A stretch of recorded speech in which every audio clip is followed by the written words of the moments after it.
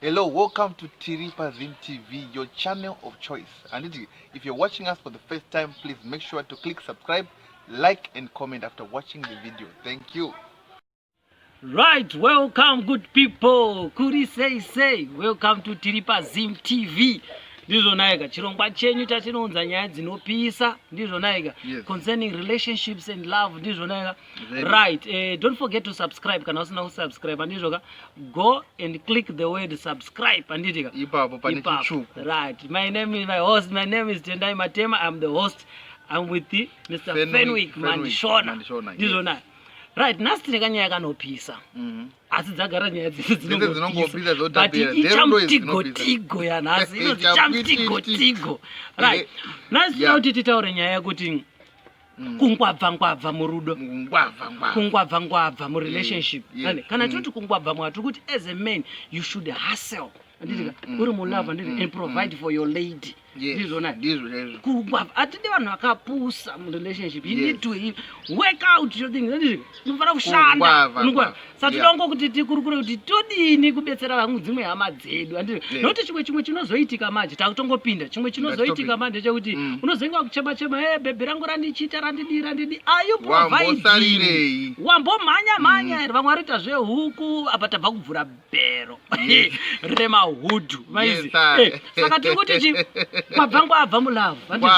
Mira bata and provide for your lady. Amen. What's your take, my brother? Baba munoziva kana totwa nyaya dzerudo kana muri kudanana ndi.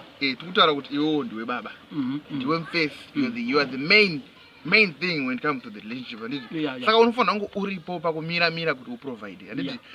It's a lame excuse kuti uda handina mari. Handina chakati. Gore rese totopera uchiti handina. Gore rese hariperi. Ukaona gore rapera uchiti handina. Uri mukadzi. I think pane zvimwe zvinhu zvinotibhowa sevarume, but I think it's not bhowa just because we are broke. Zvafanira kuti mwana akakumbira airtime zvinotopopota anogara achikumbira airtime mari yebhando, but these are petty issues. Kana uchada kuzokutengera mwana bhando handisi unyange ukamurora uchada kuzomutengera bhando, but iwe tikutaura kuti iwewe ka tiri munyika ine competition baba. Hamuti munoagirira kuti competition. Iwe ukasaprovida pane achauya achiprovide. Ukasaendesa mwana kulunch pane aripo kuendesa mwana kulunch. Of course iwe hausinyanyo the competition static, but ziva kuti iriko and you need to stand to provide kuti feel a gap. Yeah, that's true. Let's continue.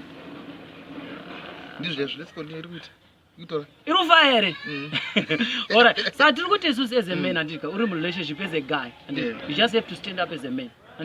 Wotsvaga haso wodidi ndosa uchizoona manje chinozoitika ndechekuti iwe ukasarega kuzviita pana ave achizviita pana anoita uruzvona manje kana statement riya kana muchiuziya kune imwe video yatakamboshuta pane ka statement kazi when the deserve is not available, the available becomes the deserve.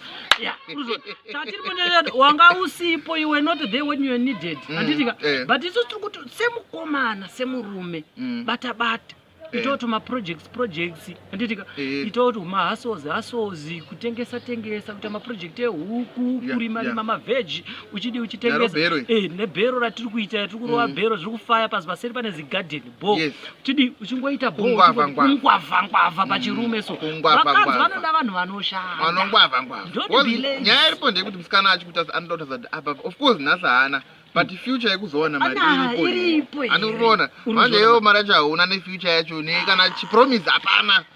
Zvikuru aiwa munhu ngaangwavhe bata ipapo uchiona one or two things zvaunogona kuuya nazvo wakabata. Indogona chitaura kuti it's those little things that matters.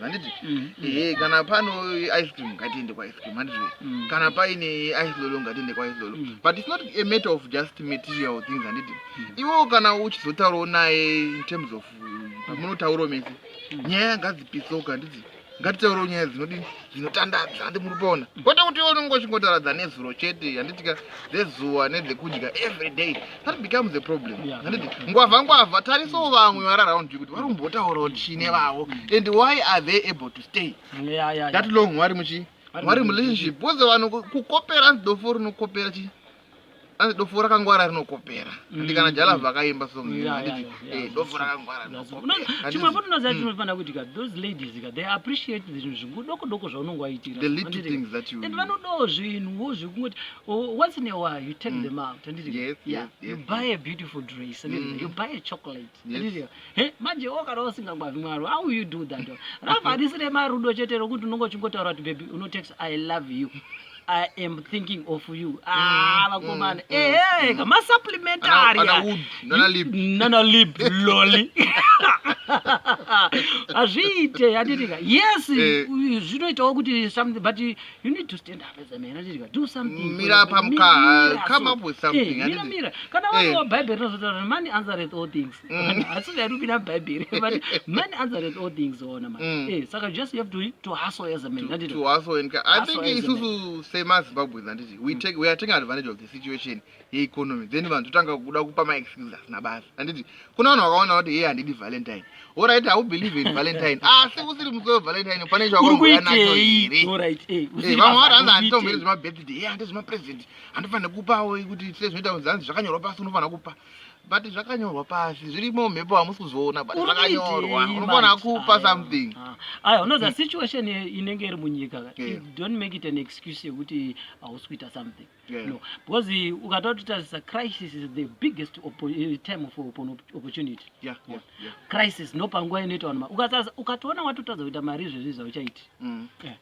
Right, nyaya haiperi but in conclusion I would like to say kuti as the man handiti tsvaga ngwavha munhu ngaangwavhe mukomana ngaangwavhe handiti zvekutsvaga mari hazvina zera even when you are in form 4 you are in form 6 when you are in university wherever you are munhu uchingoita plan handiti don't wait and say I've got a degree uchitsvaga basa do something ndozvekuda Zimbabwe ndeye ma-entrepreneur handiti mupona munhu ngaangwavhe true munhu ngaabate vakomana usazochema uchiti ndakarambwa handitika bata umboita utuma spice doing something for your lady handitika bata ngwavha saka ukasadaro manje azi Mwari akataura wani mubhaibheri azi God will bless the works of your hands handiti asi pita porobheri kuti vanhu vanoda kublessa vasina chiri maoko chavari kuita just do something handitika God will bless you and your woman